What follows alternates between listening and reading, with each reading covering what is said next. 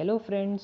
तो वेलकम है आपका आपके अपने चैनल न्यू लाइफ में। और आज हम करने वाले हैं फुटप्रिंट्स विदाउट फिट बुक से इसका फर्स्ट चैप्टर, जिसका नेम है अ ट्रायम्फ ऑफ सर्जरी। और इस चैप्टर के ऑथर हैं जेम्स हैरियट। इस चैप्टर में उन्होंने एक कुत्ते की स्टोरी बताई है जो कि काफ़ी बीमार हो जाता है, और उसकी जो मिस्ट्रेस होती हैं वो उसे एक डॉक्टर को दिखाती हैं जिससे उनका कुत्ता ठीक हो जाए। तो चलिए लेट्स स्टार्ट द चैप्टर।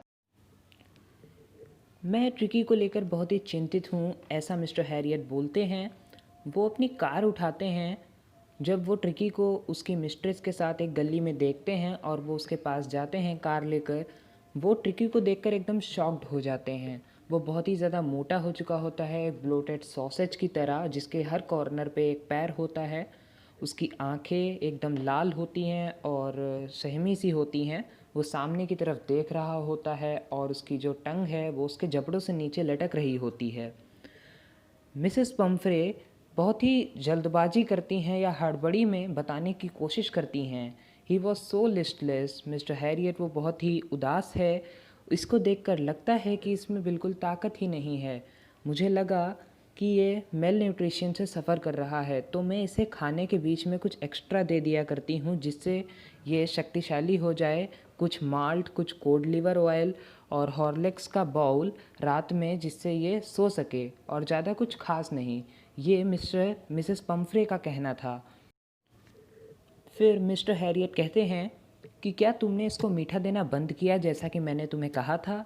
तो मिसेस पम्फ्रे बोलती हैं, हाँ, मैंने थोड़ी देर के लिए ऐसा किया, लेकिन वो मुझे बहुत ही कमज़ोर दिख रहा था और मुझे उसको देखकर दया आ गई। वो बहुत ही ज़्यादा क्रीम केक्स को पसंद करता है और चॉकलेट्स को, तो मैं उसे ये चीज़ देने से इनकार नहीं कर सकती। अब मिस्टर हैरियट ट्रिकी को देखते हैं फिर से नीचे। वो अभी भी परेशानी में था।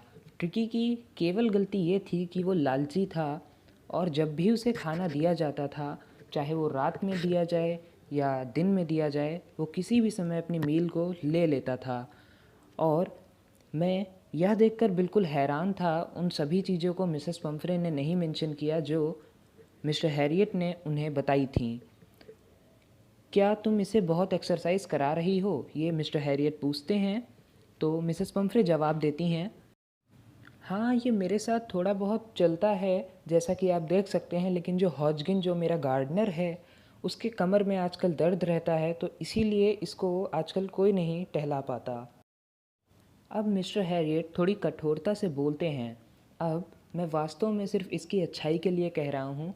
अगर आपने इसका खाना अभी कम नहीं किया और इसे ज़्यादा एक्सरसाइज नहीं दी, तो वास्तव में ट्रिकी बहुत ही बीमार हो जाएगा। आपको अपना दिल कठोर करना चाहिए और इसे एक बहुत ही अच्छी डाइट, स्ट्रिक्ट डाइट पे रखना चाहिए। मिसेस पम्फ्रे अपने हाथ मलते हुए बोलती हैं, ओह हाँ, मैं ऐसा करूँगी मिस्टर हैरियट। मुझे पता है कि आप सही हैं, लेकिन ये बहुत ज़्यादा ही मेरे लिए डिफ़िकल्ट हो जाता है। और फिर मिसेस पम्फ्रे वहाँ से अपना सिर झुकाए हुए रोड से चली जाती हैं, ऐसे कि मानो वो मिस्टर हैरियट की कही हुई बातों को अभी ही ट्रिकी पर लागू कर देंगी।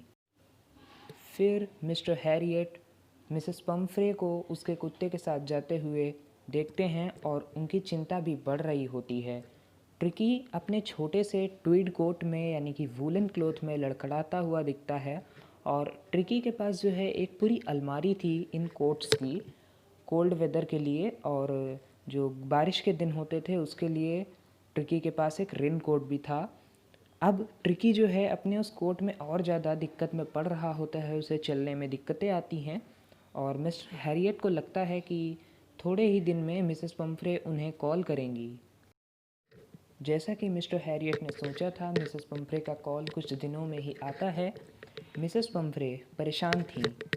वो कहती हैं कि ट्रिकी कुछ नहीं खा रहा है। वो अपनी फेवरेट डिशेस को भी यहाँ तक कि रिफ्यूज़ करता है खाने से। और इसके अलावा ट्रिकी को बार बार उल्टियाँ भी हो रही थीं। वो अपना पूरा टाइम एक खंबल में पड़े हुए बिता देता था और काँपा करता था। वो ना ही वॉक्स के लिए जाता था और ना ही वो कुछ करना चाहता था। अब मिस्टर हैरियट बोलते हैं कि मैंने अपने प्लान्स पहले से ही बना लिए थे। ट्रिकी को ठीक करने का एकमात्र तरीका था कि उसे हाउस से कुछ समय के लिए बाहर लाया जाए। अब वो मिसेस पम्फ्रे को सजेस्ट करते हैं कि उसे हॉस्पिटलाइज्ड किया जाएगा एक फोर्टनाइट के लिए, जो कि लगभग 2 हफ्तों का समय होता है, और उसे निगरानी में रखा जाएगा।